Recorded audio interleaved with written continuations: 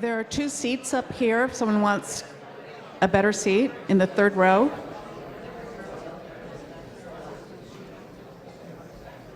Right up here.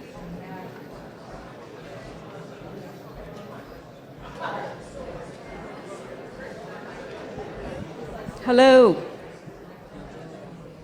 Good evening. Wow.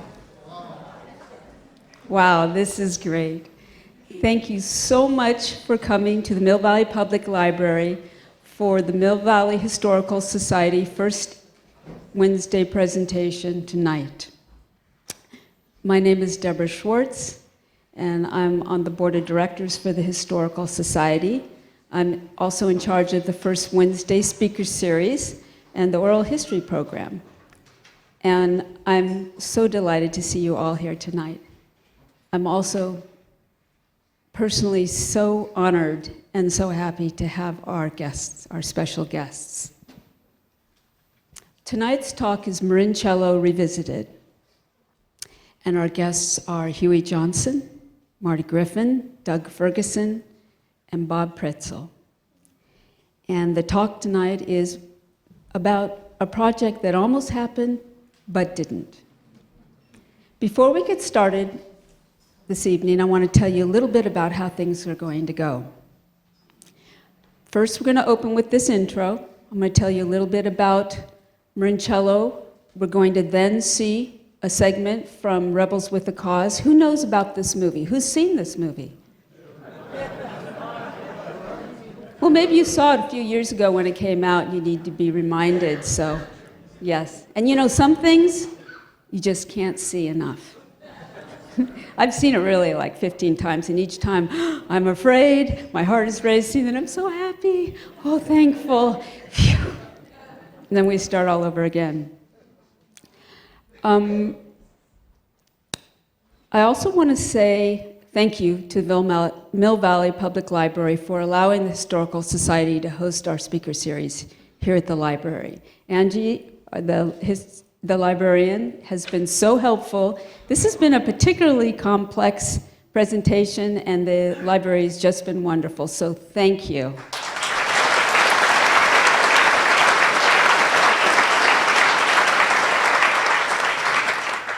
One of the ways we show our appreciation is after the presentation, we help the library get the room back in order. We'll fold up the chairs, put them back on the racks, and we sure would appreciate some help with that.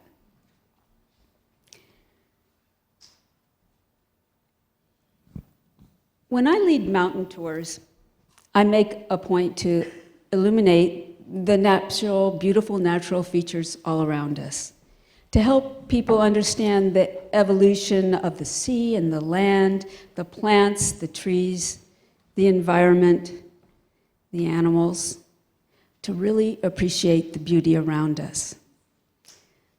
So we really take a look and see what's there. But what I also like to do is point out what isn't there. We don't see traffic. We don't see freeways, marina cities, a Hyatt Regency hotel in the middle of the Bolinas Lagoon, a nuclear plant on the San Andreas Fault Line in West Marin. So many things we don't see. The people you'll see in this film and here throughout the program represent the very epitome of conservation heroism. They are my friends, they are my mentors, they are my heroes. If I tried to really list all the things that they've done, we wouldn't be able to get through the program. But in brief, together, they prevented the near disaster of the Marincello Project in the Marin Headlands, which we'll be talking about tonight, the saving of Slide Ranch and the Bolinas Lagoon, the prevention of a 2,000-home marina development to be built in Richardson Bay after they shaved down Ring Mountain with all those beautiful eclogites and glaucophane and the Native American petroglyphs and filled in the bay and built these marina homes, the dredging of pristine waterways and the degradation of local mountain areas. And I could go on and on. It would not be an exaggeration to say that they've collectively saved more than 5 million acres of land from environmentally destructive development.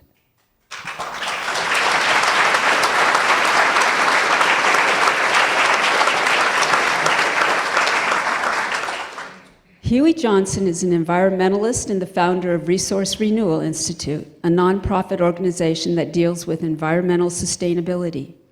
He is also the founder of the Trust for Public Land, the Grand Canyon Trust, and the Environmental Liaison Center. From 1978 to 1982, Huey acted as Secretary of Resources for the state of California under Jerry Brown.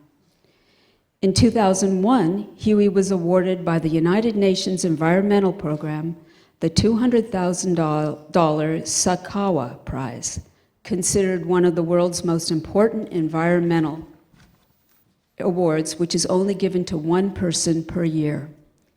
His work in resource management was praised by the United Nations officials for having a global perspective. The United Nations described Huey as a catalyst and champion for environmental protection. Robert Praetzel practiced law in Marin from 1954 through 2006, most recently with McDonald, Praetzel, Mitchell, Headland, and Brenner. Bob put in over 1,000 pro bono hours into defeating the proposed city of Marincello. Not bad for a TAM High dropout.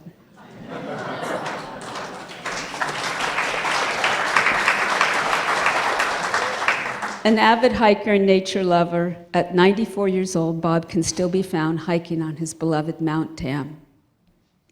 Doug Ferguson, an attorney active in business, real estate, and entertainment law matters. He has served on the Trust for Public Land Board since its inception in 1973. Mr. Ferguson also serves as an advisor to SAVE, San Francisco Bay Association, San Francisco Beekeeper, San Francisco Bay Pollution Control, Slide Ranch, Nature, and Nutrition Education for inner city kids. See how long this is? We're not done yet. Bread and Roses, providing entertainment to shut-ins and prisoners, the California Film Institute, the Rafael Film Center, and Mill Valley Film Festival, is co-founder of the Marin Theater Company, and Ecumenical, I'm saying this wrong, Association for Housing. He attended Harvard College and received an LLB from Stanford School of Law. He almost single-handedly saved Slide Ranch from the clutches of a Hollywood screenwriter, eventually refusing to pay him $10 million for the 150-acre property. He instead paid him $150,000 before donating it to the Nature Conservancy. How did he do it? Listen to his oral history. It's in the oral history collections here at the library. In fact, if you like what you hear tonight, listen to all their oral histories, and they're wonderful. Dr. Martin Griffin is an environmentalist and conservationist in Northern California and author of the book Saving the Marin Sonoma Coast. Marty Griffin is a graduate of UC Berkeley, go Bears, and Stanford Medical School, specializing in infectious disease. Marty practiced medicine for 17 years in Marin County. He has served as chief medical staff of Ross General and Marin General Hospitals. He chaired the state hepatitis B task force and eliminated hepatitis B from the state hospital system while working at Sonoma State Hospital. Marty's battle to save Marin County really started with the saving of Richardson Bay and the creation of the Audubon Canyon Ranch, Martin Griffin Preserve.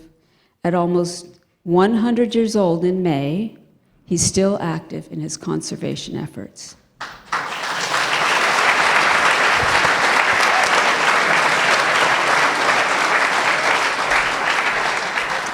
So here's a short description of the Marincello Project. Marincello was to be a self-sustaining community for 25,000 people, to be built by one of the largest construction companies in the world, the Thomas Frouge Corp.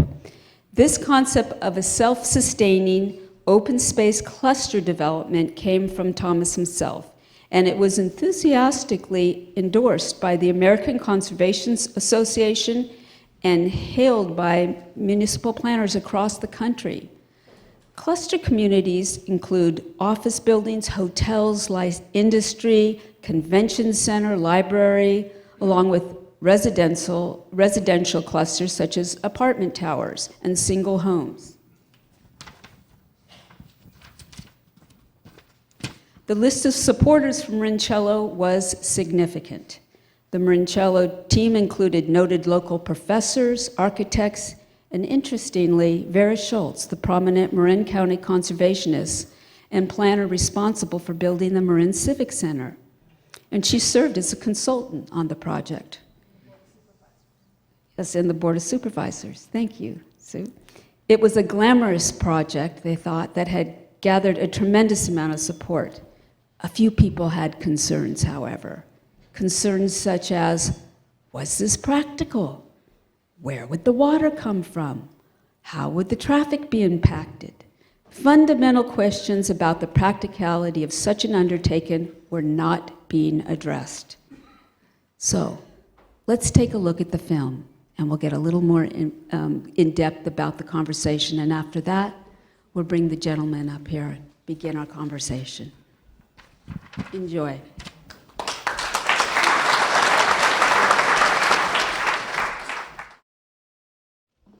When I first met with the gentleman to talk about what they wanted to talk about this evening, the general consensus was, let's talk about the story behind the story of Marincello, to go into greater detail about what actually happened. So that's what we're going to do. Thank you, gentlemen, for being here this evening. We'll do a Q&A here, and if we're doing really well on time, we'll have a little time for questions from the audience after, and then we have a little something special for you all. So shall we begin? My first question to all of you: what single trait do you share that you regard as a motivating factor in your environmental activism? Hughie? I love of nature. Yep, hold up your... I love of nature. Bob? Well, I started hiking up in the Marin Hills when I was 7 years old and haven't stopped. I also, my hero was John Muir, and I like the outdoors, the wilderness, quietness, and getting away from everything. So I've always been a nature lover. Doug? I was a Boy Scout up in the Sierra, and my scout leader said, I want to go to church with you guys. Anybody going to go to church? And I thought, oh my, I don't want to. He said, it's okay. How many are going to? So we had five of us out there in the church service. And he said, okay, just close your eyes for a second. Now open your eyes. Look around. You're in church. This is for you. Save it. Marty? Well, I'm afraid of what's happening to California. It's just growing too fast, and we have a huge population. And since I came to California when I was 4 years old, there was also there were just 4 million people at that time. Now there are 40 million, and nature is disappearing rapidly all over the whole state. And I was a Boy Scout too, Doug, and made Eagle Scout. And I worked up at Camp Diamond O in the Sierras and at Camp Diamond in Oakland. And then I fought in World War II, and I was a doctor, and worked for 2 years afterwards at Fort Miley, and became entranced with this West Marin. And I'd never seen anything so beautiful in my life, and I was determined to save what I could of it. Thank you.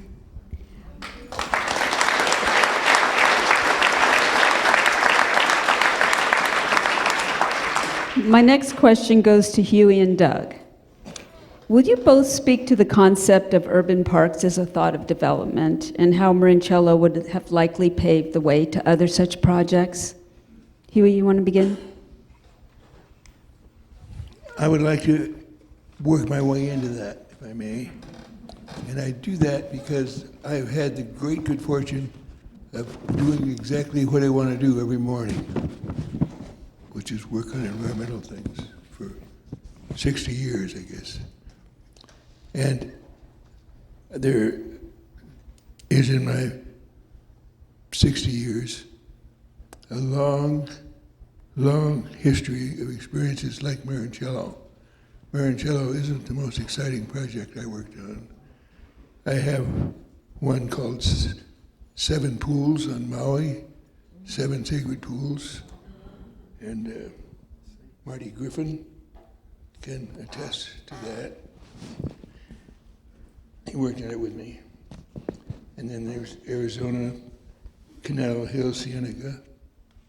It's really worth going down to see the oasis in the lower Sonoran Desert. It's really something to see the birds and the cottonwood trees. And Beartooth Valley in Montana, 25,000 acres. You can see them from downtown Helena. There it is. And the forest and the scene marks here in California. An elderly woman left that on a bargain basis to become a park forever. And we immediately had to fight off dam builders, by the way. And the RCA property, probably one of the most exciting. And Douglas was up to his ears in that one. And that is the Pole Farms in Bolinas and out at Point Reyes. Yeah. Anyway, I've had a very good life, and one day came up with the idea as I was walking in San Francisco with some city officials early in the morning. I looked out in Washington Square. We were walking along, and elderly Chinese were exercising. And I said, geez, look at that. He said, yeah, that's their living room. That's the only place they have to exercise.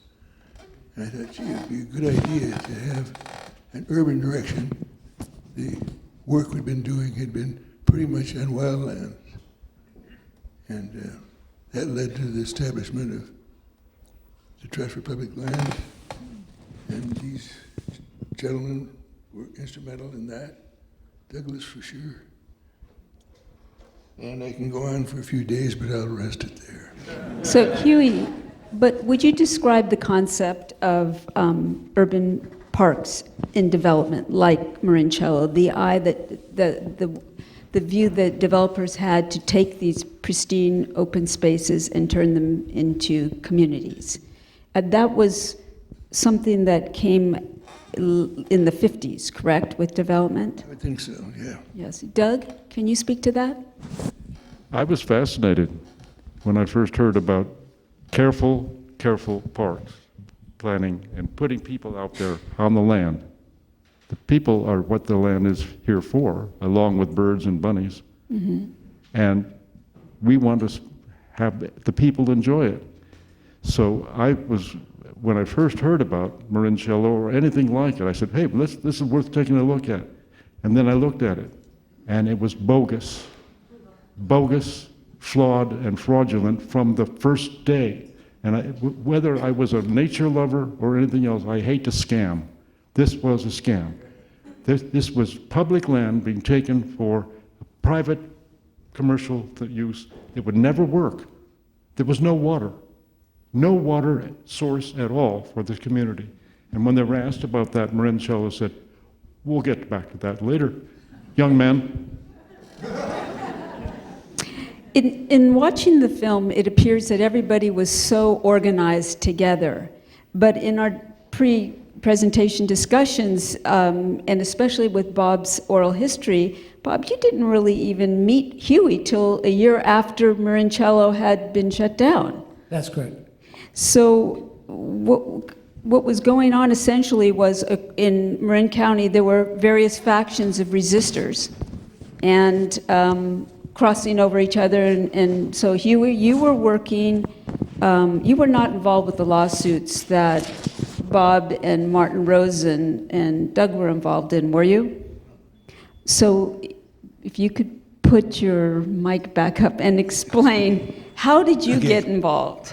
I'm very interested. Well, I was lucky enough to live in a place called Marin County where people care.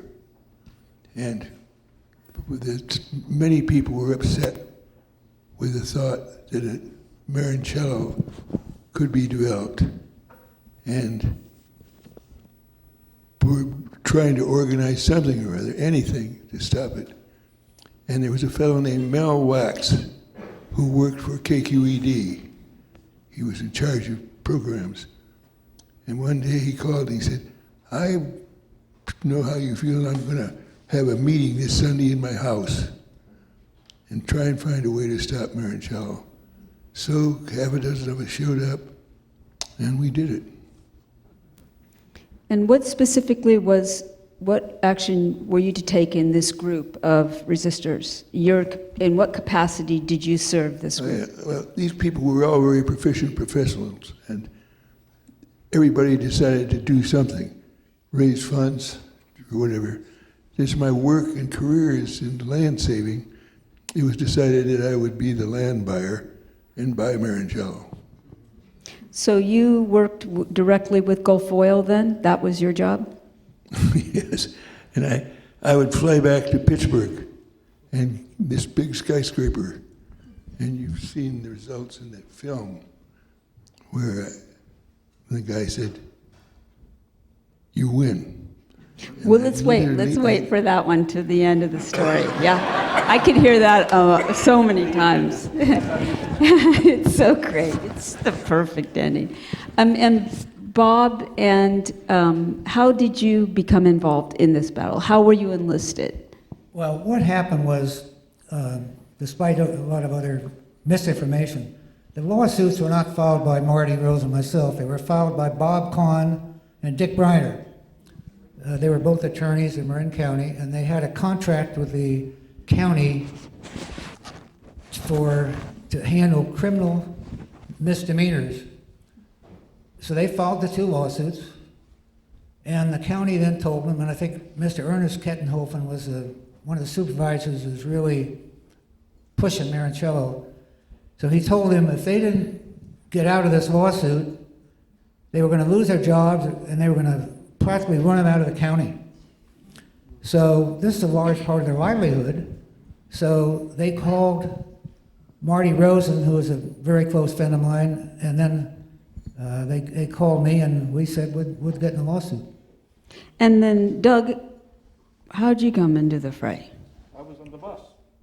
I was on the bus. You were on the bus minding your own business. And Marty Rosen was standing up on the bus, and thank God for that. Did you know each other? We got talking. I said, who are you? I'm Martin Rosen. What's up with you? I said, well, I'm a lawyer. And he said, anything interesting in your life? He said, yes. Yes. It's a scandalous travesty of justice and of land grab and everything else is going on.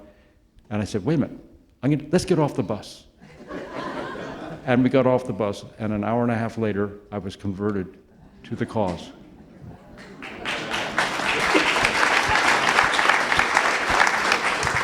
Bob, would you elaborate a little more about the county's attitude about Marincello?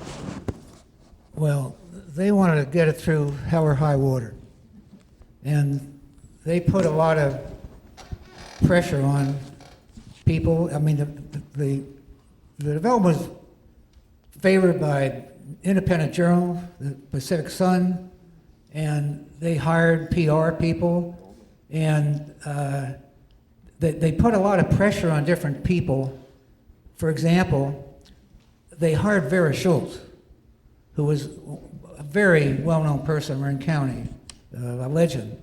I knew Vera, But I think once Gulf Oil got a hold of her, she just went down the wrong path. And among other things, what they did was they had all these circulators out in the county getting petitions signed, and she'd go up to a lot of them and scare the hell out of them, tell them if they didn't do it right, they were going to go to jail. And we had several of the circulators come to the people that were handing them out in tears after Vera Schultz scared the hell out of them. Now, a couple other things if you want to know what the county did. Originally, there was a petition filed after when the master plan was passed by the county, the master plan for Marincello. They put a petition around with about 5,000 people had signed it.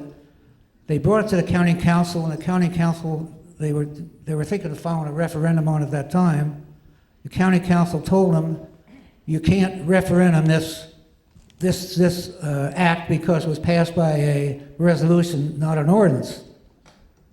So they didn't file anything. But the second petition was filed several months later, and they gathered in a short time, about 6,700 signatures.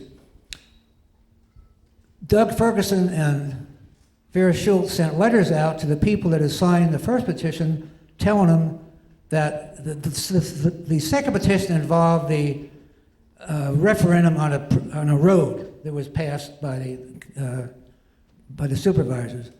So this letter said this particular item is not subject to a referendum, so don't sign these petitions. Doug, I didn't know, I think that's a mistake.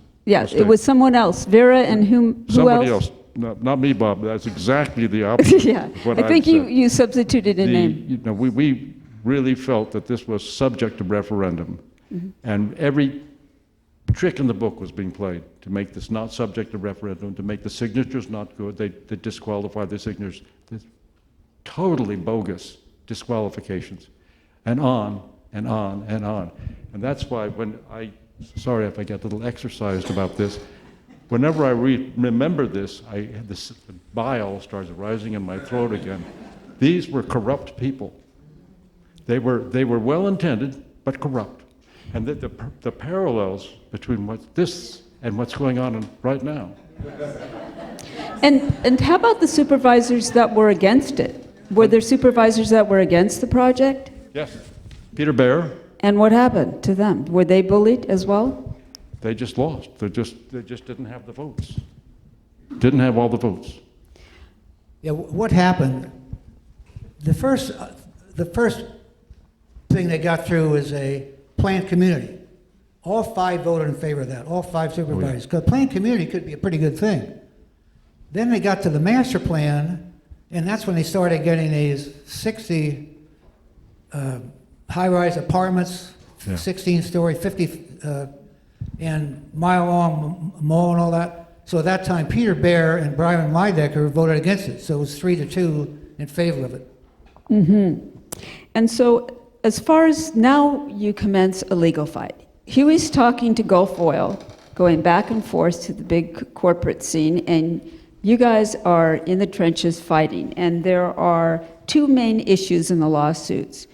Would you two please speak to these issues? Doug, if you could describe the issue of the referendum first. But the referendum was a question of whether it was subject to petition and whether the signatures were adequate. And I get apoplectic. All I have to do is start. I don't want to go down the road because it's just all nonsense. Okay, so what is it you told me about George Nossas' brother? Remember we talked about the main case of the referendum, one of the supervisors who ruled in favor of Marincello, here it is, indirectly George Nossas' brother, William Noss? Yeah. Yes. Do you want to describe that situation a little bit? I don't know that situation well enough to describe it. I know that he was related to one of the members of the board, and for some reason he didn't get the drift that the supervisors were letting out, which is, this is going to happen. Get out of the way. Bob, can you speak to the referendum issue? Yeah, they were actually, when Bob Kahn and Dick Briner, they filed the first suit was a referendum. And what happened was, on this petition for the referendum, involved the number of signatures that you had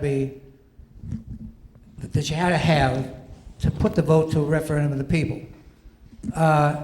There were 6,000 signatures, roughly, I'm not exact, but you needed 6,000 valid signatures, which was 10% of the eligible voters in the county, to put it in the referendum. They filed petitions with 6,700 signatures. The county threw out 950 for all kinds of reasons. Some of them didn't dot the I, or they used Bob instead of Robert or something, or didn't put their zip code in. And so that was the first, that was a referendum. Mm-hmm. And then The zoning. referendum case. Yes, and then you had another case, which is zoning. The second petition that was filed was that the zoning that the county went through, they just did not follow the zoning laws at all. Mm-hmm. So, Bob, how was the area originally zoned? How was the Marincello area land itself originally zoned? What was it zoned for? It was zoned limited agriculture with limited housing. Mm-hmm. So the county had not complied with the zoning at all? No, okay. So what was the first lawsuit and who filed it? The what? The first lawsuit. Well, the lawsuits were filed by Bob Kahn and Dick Briner. Mm-hmm. And then the second after that. And then Marty Rose and I come in shortly after that, when they were thrown out. So you went before Judge Joe Wilson. The first case involving a referendum was before Joe Wilson, Judge Joe Wilson. What happened? Well, what happened was he went through these signatures. We had to show that there were 6,000 valid signatures. So after the county got through throwing out 950 of them, we were about, I think, about 350 short. So the judge went through them, and I said they restored a lot of the signatures that didn't have the correct address or street number. They put avenue instead of street. Very minor things. So we finally got down to we were about 90 short, or 80 short. There was one group of signatures that the clerk threw out. He said he looked at the registration cards and he looked at the signatures on the petition. He said they were wrong. It was not that person's signature. So the judge looks at him and says, they look pretty good to me. We're going to let them in. So fine. We thought we won the case. We rested. After we rested, the judge says, I'm going to change my mind. I'm not going to let him in. So we made what was called offer of proof. We said, we'll bring these 90 people down here to testify that they did in fact sign it. We'll file affidavits that they signed it. Judge wouldn't let any of that in, so we ended up losing the case in the trial court. Okay. The fix was in. Then Doug takes over.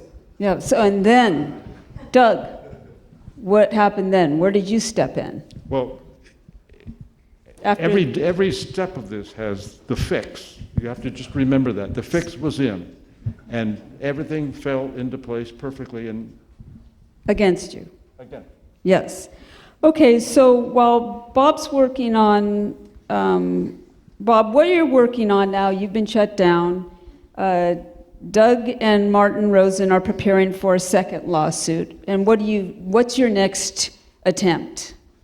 Well, the second lawsuit involved zoning, whether they had properly zoned it. There were two main issues. The first issue was, at the time that this was rezoned, to planned community, the law said you shall give 10 days notice. Shall. And that meant in law, there's no ifs, ands, or buts. You have to give 10 days notice. They gave, I think it was 6 or 7 days, which right then, the thing failed. But what happened was, 6 or 8 months after that, the Assembly in Sacramento passed a bill that says that shall doesn't mean anything. You have to show prejudice. Yes. Whether it was the fact that it was 8 days rather than 10 days, well, you can't, there's no way to show prejudice there. So we lost that issue in the trial court. We said it wasn't retroactive, but the trial court said it's retroactive. So then we Again. got to the second case, was on the zoning itself. Now, what they did, the zoning laws are very strict. You have to publish. If you want to rezone something, you've got to publish in the paper. You have to send notices out. And you have to pass it by what's called an ordinance, is distinguished from a resolution. The county originally zoned it to, on their master plan, they did a lot of rezoning in the master plan. They passed the master plan was passed by resolution, not ordinance. They went on and on and on and passed 10 other zoning changes, most of them no notice at all, no publication, nothing. They just passed them and passed by resolution. So we argued in the trial court that the county was wrong, that they did not follow the zoning laws, and that we should prevail. So the argument from Gulf Oil and the county was that, well, once they passed the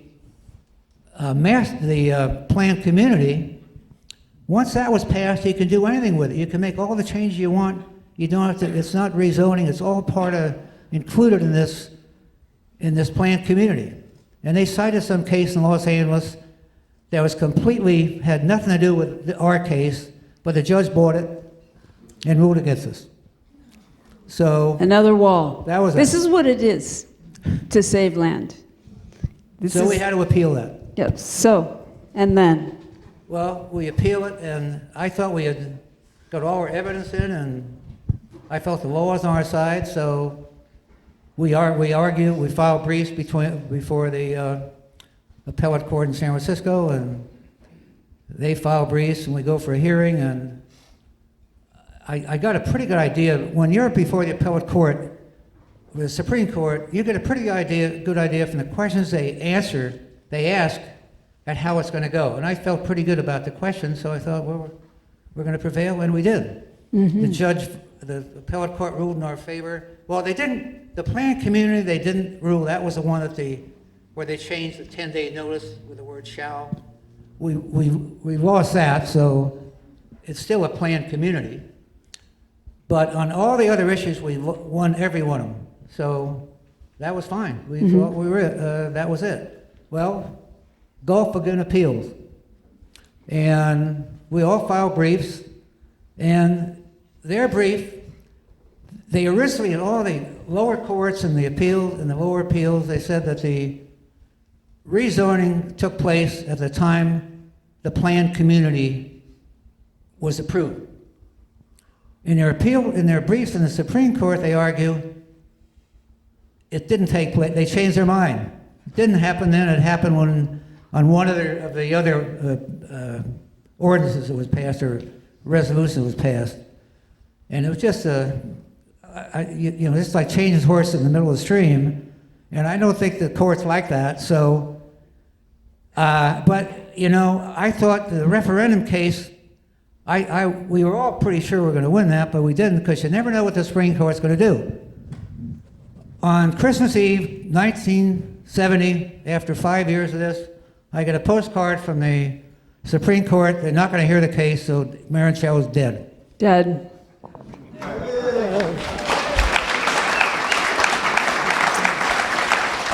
And then Huey. And you go see Gulf Oil.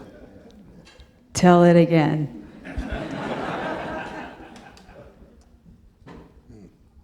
Well, the story she's been wanting me to tell is He's told me this so many times, but I love hearing it. had gone back a number of times, and there was a skyscraper, the and it said Gulf Oil, and I'd go in and take the elevator up, and there's a huge conference room, with a big round table, and they escorted me in there and sat down, and there were some planners from San Francisco who had completed huge drafts and had them on the wall. I remember the first time. This was to outline the plan development. And I said to the accumulated throng, you're never going to build a stick in Marin County.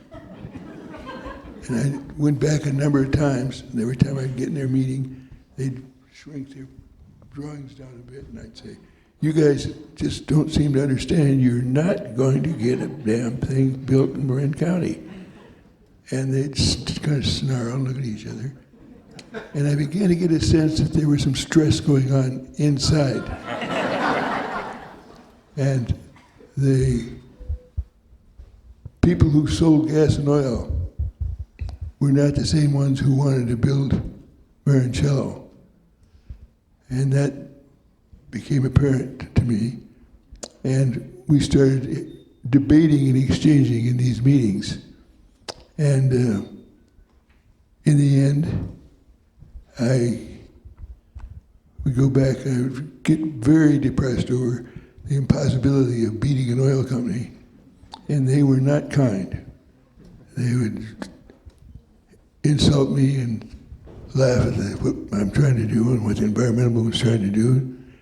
And Doug said, this didn't pan out from their point of view. But some things went our way, and on occasion I went back again. I'd probably been back a half a dozen times. And I, hand in hand, went in the skyscraper and went in the big room, and the room filled with these planning guys. And they looked at me, but the meanest guy who headed the whole thing wasn't there. And that was interesting. And he said, well, now we've shrunk this thing down to where there's no profit in it. Some foolish statement like that. And I said, well, it's a good thing because you're not going to make profit in it. And they were, and we got so we were pretty testy with each other. And this time I came in, there was a new face, and he looked at me, everybody sat down. He tried another ploy. I said, you're not going to. And he said, all right, everybody out of here, out of the room. And all this staff got up and put filing out. And he said, not you, Johnson. And he's a gruff bugger, and so I kind of sat down, and he said, all right, you win. And I said, I win. I win what? I had such small hope of beating Gulf Oil that I honestly didn't think we had much of a prayer. And he said, you win, you can buy the Marincello. And I said, great, well, you're going to have to sign an option because it's going to be whatever it's going to be. He wanted $umpteen million. And so he signed the option. I pushed it at him, and I said, now you've got to accept a check from me as payment to make this thing sound and legal. And he said, okay, give me your check. And environmentalists didn't have much money, including me then. And he said, how much you giving me? I said, $100. And that was a $12 million purchase.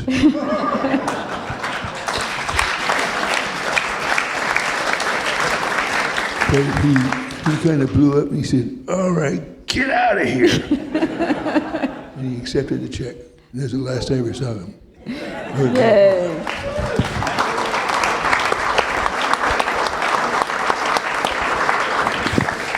Do you consider yourself rebellious individuals, generally speaking? Do you consider yourselves to be rebellious individuals?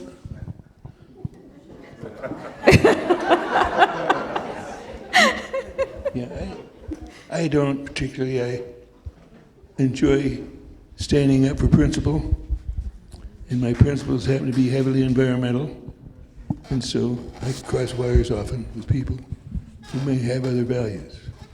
Bob? Well, I think if I hadn't quit Sam, they would have kicked me out because I'd thrown out a lot of classes and stuff. But I remember when I was in grammar school, the nuns used to keep me after class to write "I must obey." 500 times I had to write it, and I don't know how many times I had to do that, but I was kind of rebellious. And Doug? I'm a very mild-mannered person. Until somebody fibs. And when the fib becomes a huge lie, I get very testy. So I don't consider that rebellious. I consider that intelligent. Marty, are you a rebellious man? Well, people think I am because my book was the inspiration for the movie Rebels for the Cause. And I've been notorious as a rebel, but I'm really not. I just sort of stick with it and eventually win. Yep. And all the time that this Marincello was going on, I was trying to save Bolinas Lagoon and then Tomales Bay and stop 150,000 home subdivision on the east shore of Tomales Bay and get the Point Reyes seashore accepted, and then fight the Russian River gravel wars. So I'm a notorious rebel. And industrious, too.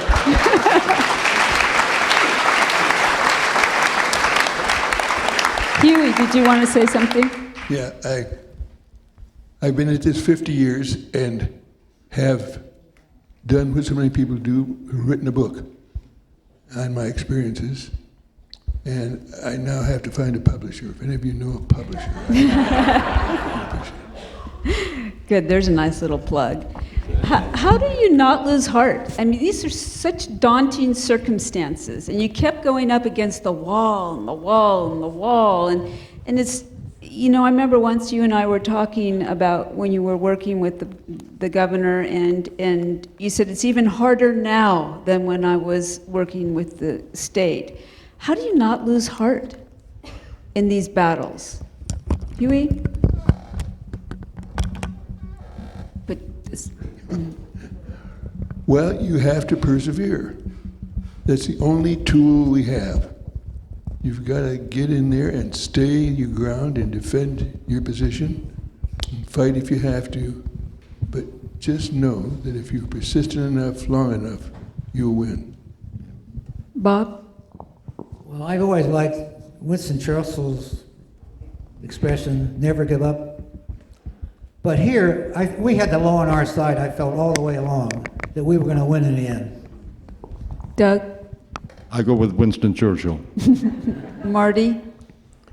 Well, in winning these battles, you've got to raise a lot of Marty, money. will you put your microphone up? In winning these battles, you have to raise a lot of money. And right from the start, the first day I got involved in this, we were trying to raise $337,000 to buy the Audubon Canyon Ranch out of Bolinas Lagoon. And I phoned up a very wealthy lady in Ross, and I said, I need you to write me a check for $800. That's the cost of 1 acre. And the next day I got a check in the mail, and it was for $2,400. And I phoned her up and said, Mrs. Goddard, damn, you sent too much money. She says, you're a damn fool, Dr. Griffin. No, isn't it the saying back when you were practicing medicine that it's $35 for an office visit, $400 for an acre of land? That's right, only it was 800. 800. Okay, and Martin, I'd like to address the next questions to you. What would you say to young preservationists trying to achieve what you've achieved so successfully? And and are facing the kinds of resistance that they are facing now in this modern day? Well, Huey says you got to be persistent, and you got to do your homework, and you got to know the battle you're in. You got to study it, and that's the only way you're ever going to win, is if you know everything there is about what you're trying to do. I wrote this book because after World War II, we went through such an incredible adventure. I mean, talk about corruption. The water district was corrupt. All the big top politicians were corrupt. We had to get rid of one in particular, and I think that's the one that was bugging you. That was Kettenhofen. And when we finally defeated him and got him out of office as a supervisor, this county began to improve. And let me just read you what happened. We do hold that book. The Supervisors' Ecological Revolt from 1967 to 1974, Slowing Growth. I gotta put on my glasses.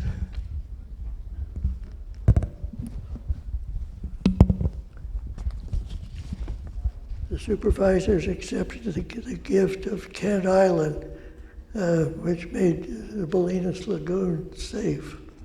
They killed Marincello, a new city for 25,000 on the headwaters in 1970. They repealed the West Marin General Plan for 150,000 people on the east shore of Tomales Bay. They withdrew support for freeways from Highway 101 to Tomales Bay and along the coast. That was 1971.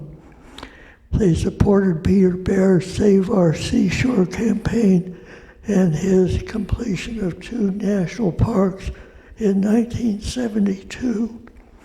So that was that era from 1967 to 1974 was one of the most battles for it. It was a difficult time, and we were all lucky to survive it, actually.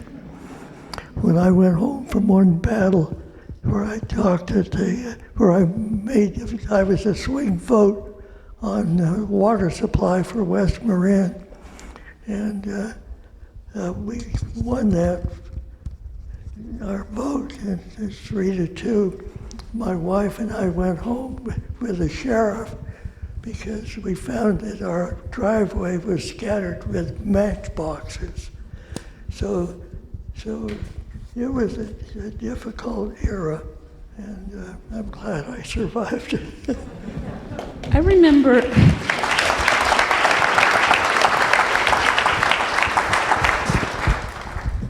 You said to me once, Marty, when you save land, you have to continue saving it. Boy, that's sure true. And I'd watch out for Marincello.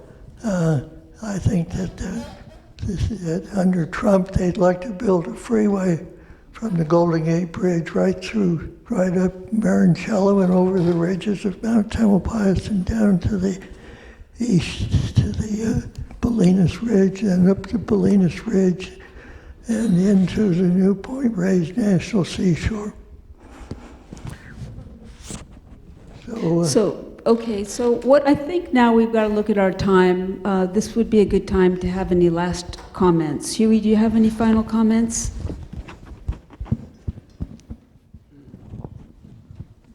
Thank you for coming. Bob? Well, I just a brief thing about what would happen if Marincello, if we had lost the case. I think it was right in the middle of the proposed park, and the government would have had to buy it. And if the city was approved, if it was an approved city, there would have been, even if Gulf didn't build, they would have had other builders. And I think Huey would probably had to pay a hell of a lot more than he actually bought it for. Another thing I think that the governments here, the city councils, would think twice about trying to ram somebody down the throats of Marin County citizens. And the other thing I want to mention is I think about the environment, and a book, book was written, or it was a book of photographs by Elliot Porter many years ago called "Wildness is a Preservation of the Earth," and that's why we should all try to preserve it. And I have one final thing to say. This is from kind of quote from Einstein. There's a lot of bad stuff going on in the world, but it's surely not caused by the people that are doing it. It's caused by the people that are not doing anything about it. So you've got to do something about it.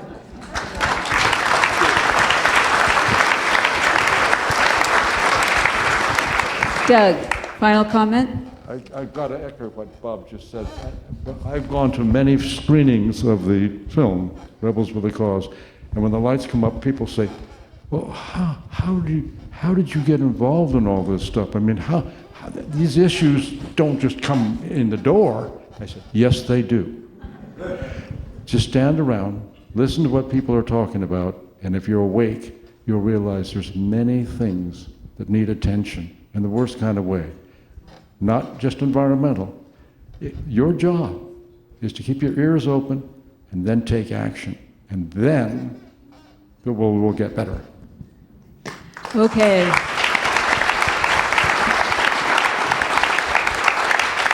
I wanted to say a special thank you for everything you've done for all of us. And also, I want to look out into the audience and stand up if you're an environmentalist. Stand up if you're out there in the trenches. Stand up if you're fighting for what you believe in.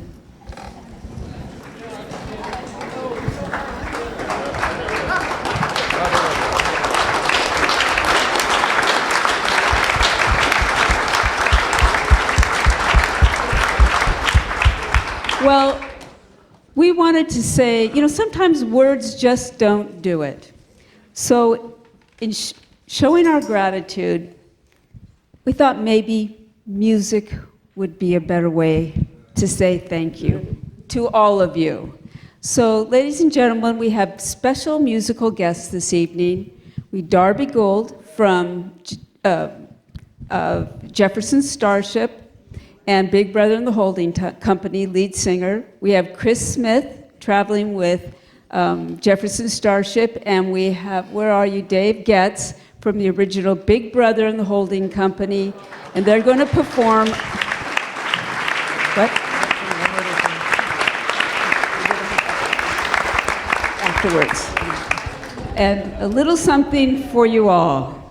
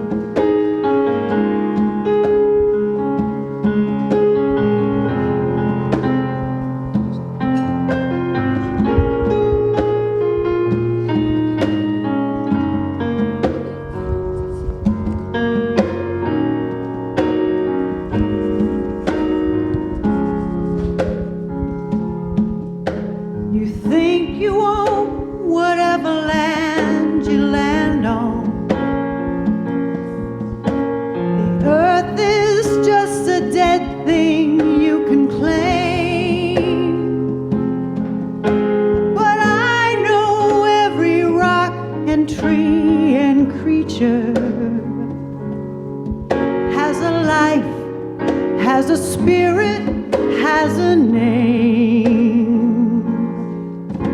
You think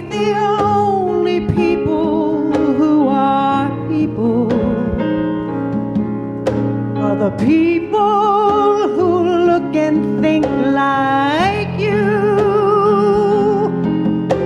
But if you walk the footsteps of a stranger, you'll learn things you never knew, you never knew.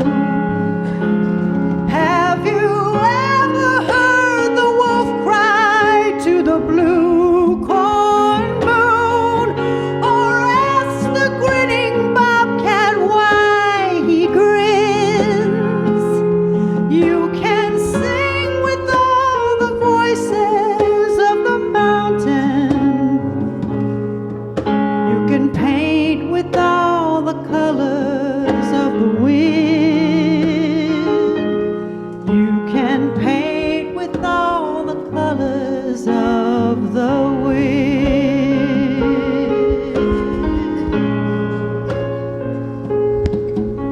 Come run the hidden pine trails of the forest. Come taste the sweet berries of the earth. Come roll in all the riches all around you. And for once, never wonder what they're worth. The rainstorm and the river are my brother. The heron and the otter are my friends. And we are all connected to each other. In a circle, in a hoop that never ends.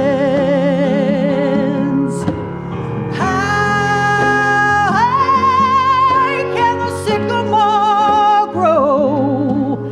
If you cut it down, then you'll never know. And you'll never hear the wolf cry to the blue corn moon. For whether we are white or copper skinned, you need to sing with all the voices of the mountain. You need to paint with all the colors of the wind. You can own the earth and still all you'll own is earth until you can paint with all the colors of the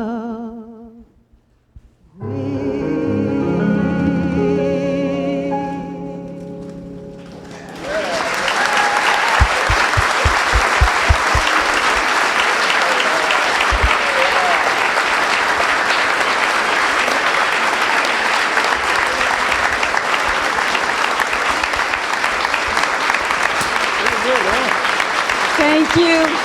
Thank you. Thank you. Okay, that's it. Thanks so much for coming this evening. We look forward to stacking chairs together. Come say hi if you can.